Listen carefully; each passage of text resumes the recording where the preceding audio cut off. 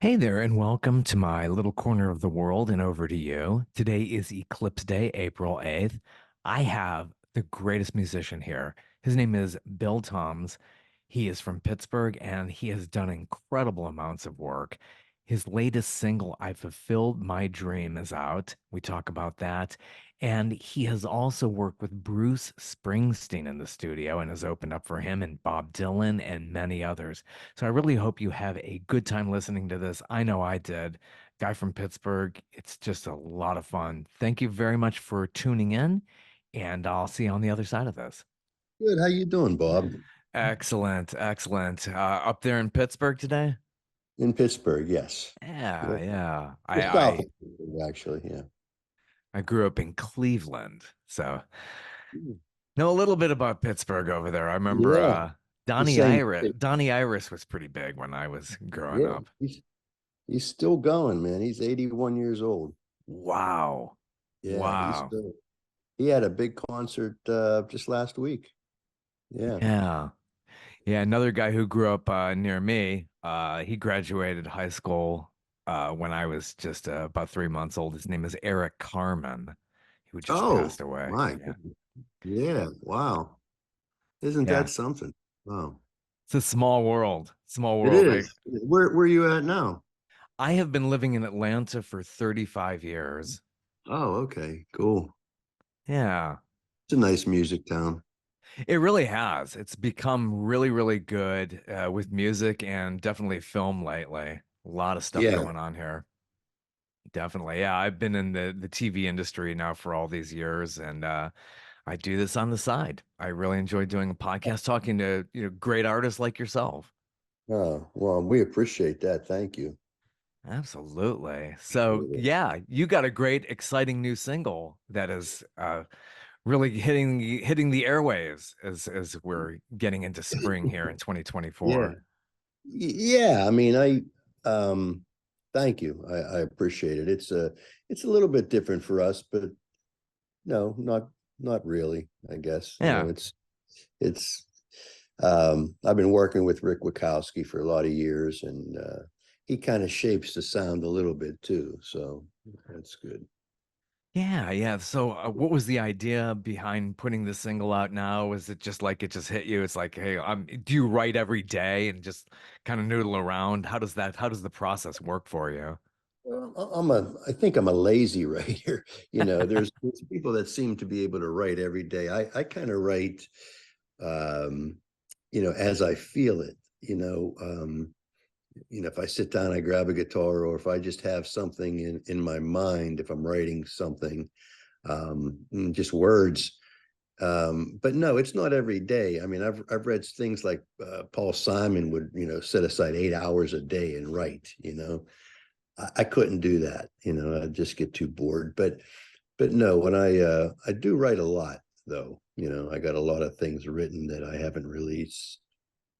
So Yeah. yeah. If an idea hits you, do you just go to the side of the road, write it down? Just you got a notebook, or Yeah. do you use anything else? Well, now it's nice because I have a phone with I just record my, on the vocal recording thing on the phone. I just press the button and and then I get home and actually it's had just happened a couple of days ago. I had a bunch of words. I put some really cool music down, and I didn't record it, but I just kind of jotted down some tablatures. And yesterday I went to play it, and I cannot remember what the groove of that song is to save my life. I Yeah, yeah. can't remember it. And I always thought, even when I was young, it's always been, if I don't remember it the next day, it's not that good. So I'm I'm thinking maybe that's the way it is. Yeah, and to have that discipline on like 8 hours a day, I mean, like that becomes a Oh, job. It's like you got can into you this not imagine to. that? Oh my God. Yeah, I couldn't do anything for 8 hours in one. Yeah, it's like that's why I got Oh, into this geez. business so it could be Right. flexible. So growing up there, how did you get into it? Did you watch the Ed Sullivan show one night and say, "Hey, I want to do this," like so I want many? to do that. Yeah. Sissy and Bobby, right? Um, I had, well, my family's fairly musical. I mean, my father was a horn player, Oh, and my mother played piano. My two older sisters played piano. So there's always music. There was always some sort of music around, and my older sisters, um, they would go to dances, and in Pittsburgh there was this, like sort of like the garage rock music, and you know soul music was big, and this is mid late 60s, and they listened to a lot of Motown, a lot of Stax, a lot of course the Beatles, and I was a young kid and would watch the Monkees, yeah, and yeah. that pretty much did it for me, so I always, looking back, I think I've always wanted to play music. Um, and I think that I realized it as when I was a teenager, and I was really, really liking this one girl, and I was probably 14 years old, and her brother had a guitar sitting in his house, and I went in there and I picked it up, and she says, "Boy, you look really good with that guitar." And I said, "That's all. that's it. Off to the That's all I. races. That's all I need." And so I took some lessons and just kept playing. Yeah, musical Yeah. tone there too. Did you have a little bit of the Philly influence in there, or was that kind of, your opposite ends of the stage? Um, yeah, the Philly influence was, part of that. I think that in Pittsburgh, now this is when I was a kid, so I didn't get it full fledged. I got it from my sisters who had on 45s and the radio. But in Pittsburgh, it was you know uh, High on a Hill, by Scott English, or um, the El Rondes, with 69, which came out in 69, which is the first song I think I ever learned to play on my guitar. But those were all like really popular in Pittsburgh, so that was my first inkling that, okay, there was a sound here.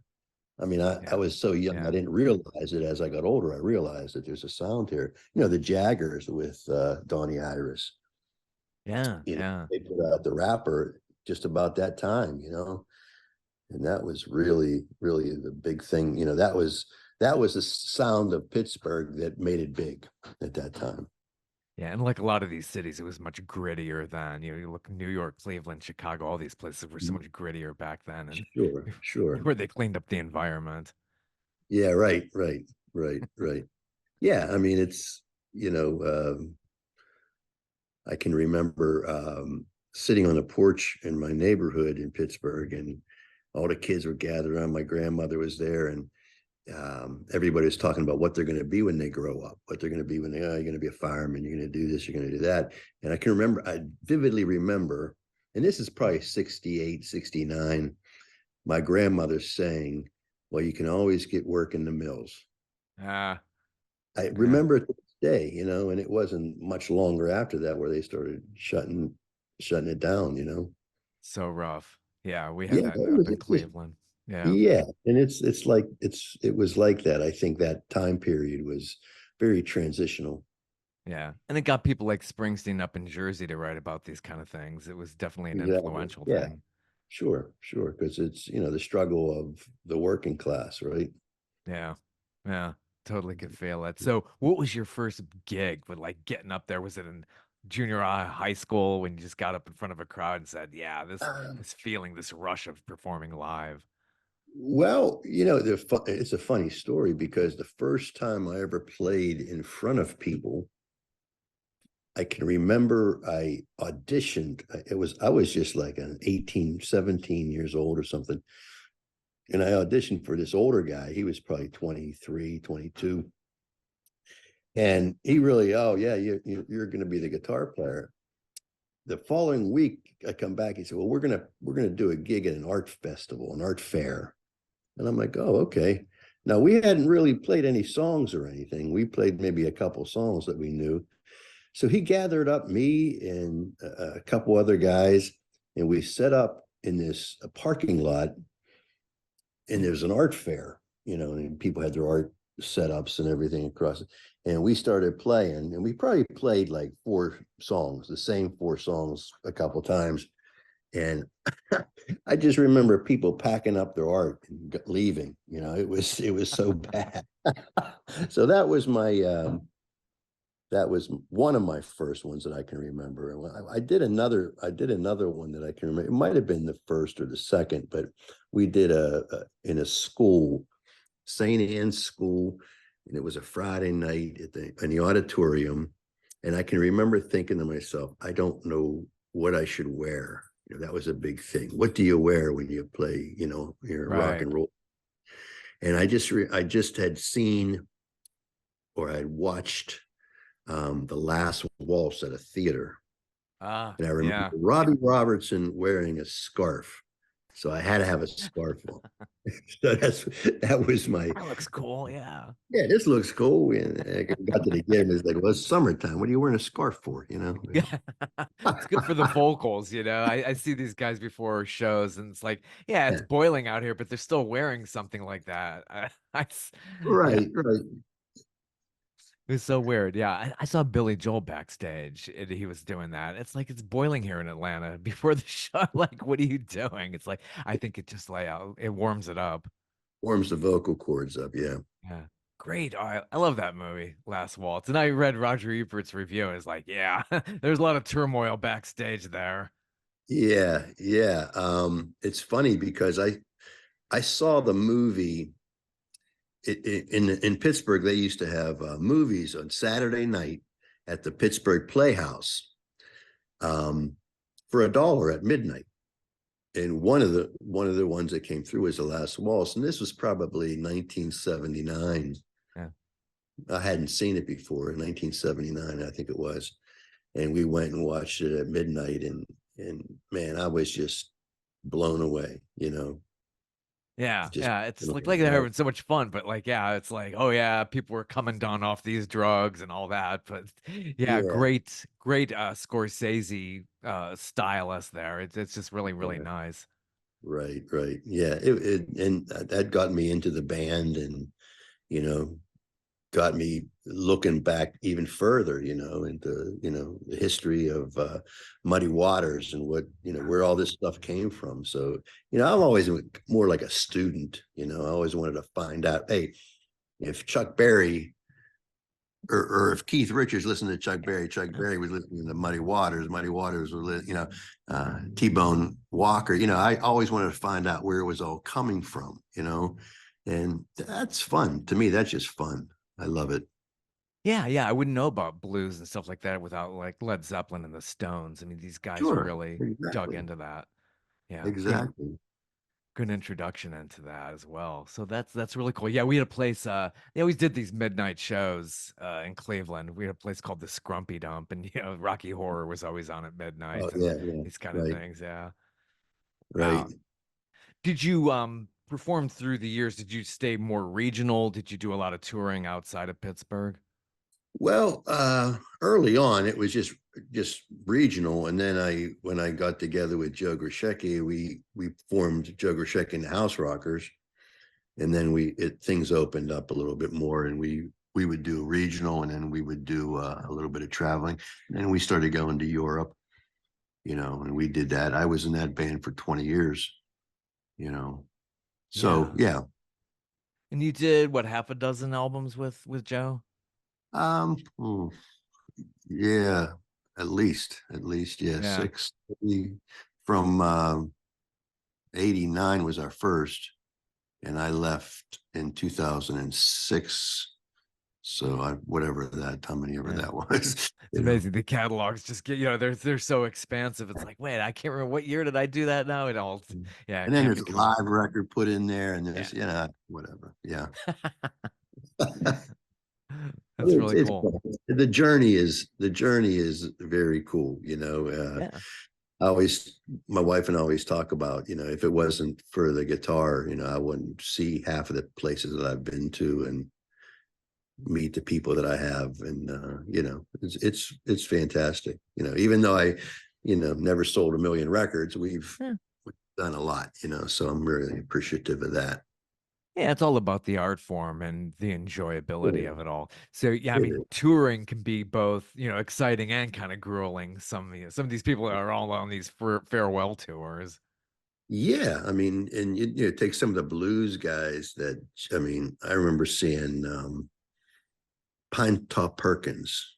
He was like in his 90s playing at a small blues club in Pittsburgh, and I'm thinking in a van, and I'm thinking, oh my God, that's got to be rough. That's got to be rough, and it is. I mean, I have a love hate relationship with traveling. Yeah. I mean, we would go to Europe. I mean, I was going to Europe up until right when the pandemic hit, and people say, "Oh man, you're very lucky to be able to do that." As I am very lucky to be able to do that, but it's hard work. Yeah, It's it hard is. work, and you're on the road every day. In a van. You know, lugging your own stuff, and I Yeah. mean and you have to work every day because you got to make the money, or there's no reason to go there. Yeah. So it's grueling, you know and you're Yeah. only on stage for a couple hours. You got to spend the rest of the day trying to figure out how to move forward. So uh you know no, we'll go out. We're going to Columbus. We're playing Columbus. We'll play in Philadelphia in a couple weeks, and North Carolina. We do like some regional stuff, but haven't been getting on the road for months at a time anymore. Yeah, it's in show business, people look at this and say, "Wow, that's just so exciting and so glamorous," but it's like you don't really realize, yeah, airports, vans, rental Yeah, cars, yeah, carting things around, sound checks, rehearsal, sound checks. It's like, yeah, you want to sound good, you want to get it down right, and it's like, right. yeah, that's the hard work. Yeah, it is. And it's like you said, it can be grueling. And I've had two back surgeries or three back surgeries already in my life, and just to sit in a van and or on an airplane for 12, 14 hours is just not what it used to be. That's rough. That's rough. So I yeah, as you I get older, things get a little bit different. It's a little bit more. Um, you put it in perspective a little bit more. yeah, yeah. Back surgery is really, really rough on a lot of people. Look at Phil Collins. I mean, that guy who Yeah, had all the money in the world basically, and they couldn't even get his surgeries right. yeah, Yeah, yeah. Lucky I'm doing all right, but it's still tough, man. yeah, yeah. But it's it's the love of it all, Sure, and sure. getting that feeling after performing. I'm sure getting that audience feedback is just a real high. Yeah, I mean, you work on adrenaline, right? I mean, that's how it works. It gets you through. You know, so yeah, I mean, but the next day, you can hardly move. So my saxophone player, he had a compression fracture, and he was out for 3 months. And it's just tough, man. You get over 60 and things start falling Yeah. apart a little. You know? It's like a car, it's like you got to have the insurance too, but it's like, yeah, it's really rough. Mhm. Yeah. So this great new single, I Fulfilled My Dream, and you Thank went you. over to Weirton, West Virginia. Yeah, That's Ricky Bukowski, who plays with Crack the Sky, and he did work with B.E. Taylor, and he's been a friend of mine. Well, we recorded with him with the House Rockers too, but for well over 35 years, and he's matter of fact, I'm going there tomorrow to do some work. But yeah, he has an interesting way, of bringing a song and fleshing it out of, to make it more cinematic, which is what I like. I like how he works that. It's just he has a way of hearing things, and yeah, we talk work about good that. together because he's more the Beatles. I'm more the Stones. Yeah, If that, yeah. That's a nice mix. I'm like, well, that's good. That's good. He said, no, you can do it better. You can do it better. Clean that Yeah. up. Doesn't get any better than that, though. I like that line, time is priceless, supplies are low. It's Yeah, very, very much hits it right there. yeah, and that's what it's all about. I mean, you get to a certain age. I mean, I'm 63 now, and you get to a certain point where you start thinking, um, you know, was it worth it? Do people actually listen? And funny enough, I found that they do. And even though I don't have a mansion, and even though I don't drive a real fancy car, um, I have a beautiful family. I've always been able to sustain a career. Um, so yeah, I fulfilled those dreams, Oh, and that's what yeah. that's about. Not easy in music. It's, if you were to start out now, it's like, yeah, you got more accessibility. You could distribute much more on your own, but it seems like everybody can do it. That's the big trade-off That's the there. problem. Everybody does do it. Everybody Yeah. does. I talked to somebody in radio. Um, well, you probably get the same thing. I mean, Yeah. young kids, man, they're recording on their computer in the morning and releasing stuff on the internet in the afternoon. So it's just overwhelming. And there's no filters. I mean, when I remember being a teenager and thinking, wow, to release a record, you had to be signed to a record label for the most part. Right. You couldn't just go into a studio and say, I want to put out a record. But now people do. Yeah, yeah. It's so much You gotta more different. You could be more in control of your art, but yeah, there's no filter. You don't have your Clive Davises around to really Right. vet things and get you out there. Exactly. Thanks. So yeah, it's a little different. And in releasing music, like we're doing this single, I released a single last year, and I released this single, and I'll probably put the full length out. But you know, I'm not even sure how that works anymore. Do you put a record out? Do you put a CD? Or do you just release it? Um, digitally. I mean, it's very, very complicated. It's It not as really easy. is. You Yeah. don't where the in our audience, I know, is a little older, so they want something to look at. They want something in their hands. So you got to kind of put CDs out, and then you got the LPs, and it just gets really confusing of what people actually how they get their music. Yeah, and it's tough to know about marketing digitally. You get that on Spotify, you look at numbers, and it's like you just want to create art here. It's like you don't have Yeah, time for that. right. Exactly. And I mean, somebody once told me too that a great artist, he said, they'll take your money if you want to give it to them. Meaning the people that they'll tell you, well, we'll get you on Spotify, we'll get you 700 million streams on Spotify or whatever. But you got to pay, and who knows where that money is going, and what that means. Is that are people actually listening to the music and buying your music, or so yeah, it's very complicated. Yeah. And you see these numbers on Spotify, it's like, I don't know, are these a bunch of bots in the middle of Russia just hitting me or what? It's like anybody really out there listening. It's Exactly, and they'll take your money. You want to yeah. give it to them, and they'll tell you, oh, you've got X amount of hits.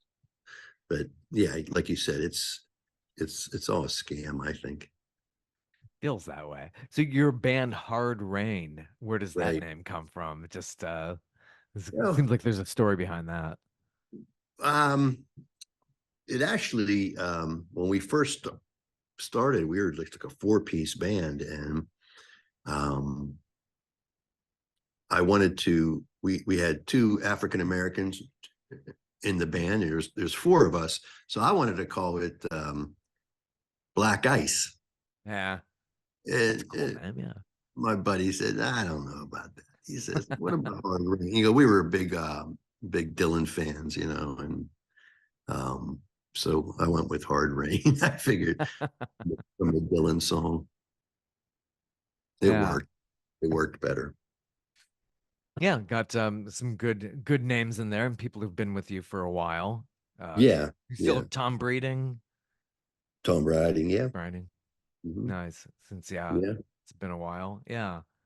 And Steve Benzenberger on keyboards. We've had for a yeah. while. Yeah. Even now we have I mean, Phil Bronze has played sax for me for close to 30 years now. And I still play with Bernie Herr, who plays percussion. Bernie will be turning 78, and he Hmm. played in House Rockers with me. We've been together for 40 years, I guess it was. But he'll do occasional gigs now. He's getting up there. He doesn't like to move around as much as he used to. Yeah. Understandable. Yeah. And all the guys, I mean, we got a horn section now, the Soulville horns. Um, and that's funny too, because Bernie used to play drums for the Soulville All Stars out of Harrisburg, the Hmm. Soulville Records, and he was in a band called the Soulville All Stars. So when I wanted a name for our horns, so we just called it the Soulville Horns. So that's where that came from. Yeah, and you've opened up for some pretty good acts there over the years as well. Who was your Yeah. most memorable out of the entire pack? Um, Levon Helm, I think. Yeah. Yeah. Because when I was in the House Rockers with Joe Grishek in the House Rockers, we played with the band and Widespread Panic, I believe it was, in Pretty big Atlantic down here. Yeah. Big in time. Atlantic City. And the guys in the band at the time, Rick Danko was still alive, and Levon Helm and Garth Hudson, and they couldn't have been nicer. I just remember they just treated us like gold. They were just so friendly. And when I got the chance to open up for Levon here in Pittsburgh, myself with my band at a smaller club, Moondogs, which is a smaller club here in Pittsburgh, he wasn't actually singing. His daughter was singing because he had cancer. He was fighting the throat cancer. Mm. But when he walked into that club and he looked at me, he says, he could hardly talk, but he says, "I know you." And I said, "Yeah." And I told him where I met him. And he gave me a big hug and talked about the shows. And he just a really, really, really human, human kindness. That's all I can say about that. Oh wow. What a great story. Yeah. And some of these other people you've opened up for. Stevie Ray Vaughan is in that mix. Yeah, never really got to meet Stevie Ray Vaughan, but because at the time we played with him in Pittsburgh. At that time, I think he was just getting sober, so I don't think he really wanted to fraternize with a whole lot of people. But I'll tell you what, man, what a show, what a show. Yeah, he's a total genius. I saw him when I went to Ohio University in '86. Just didn't Yeah. seem to be too much of a talker. Fabulous Thunderbirds open up for him. It was just Oh yeah. amazing. Nice. Nice. Yeah. Yeah. And another band that I just had a great time with was Little Feat. Yeah, great We band. opened up for Little Feat, and I was so nervous. And I've always been a big Little Feat fan, but I love Richie Hayward's drumming, and he always had a beard or a facial hair or something, and that's how I remember seeing him. And so when we played with them, I was tuning up a Les Paul guitar that I had, and I was nervous as hell. And this guy comes up to me, starts talking about, "Oh, that's a nice guitar. What are you getting?" And I thought he was just a guy that worked there. And I'm like, "Yeah, yeah, yeah. I'm nervous. I'm just trying to get my shit together. And he says, I'm Richie from the Feet." And I looked at him. I'm like, "Dude, I'm so sorry. I didn't recognize you." Uh, That but happens. what a band that is, man. Premier band, yeah. And Springsteen was involved with producing one of the projects you've been involved with. Yeah. the house rocker, we Jugger Shaking the House Rockers, we went out to California and recorded, and he produced an album called American Babylon, which was released in 95. And Nice. I mean, I could sit here for hours telling you stories about that, but I mean, it's, obviously such a great experience um working with him. And one of the things about working with Bruce was he always made you feel comfortable. Yeah. I never felt nervous. I never felt like I was walking on eggshells. It just always was just another guy, and he was funny, and he made you laugh, and we made him laugh, and we just had a good time. Yeah, seems so down to earth. Somebody who basically, Yeah.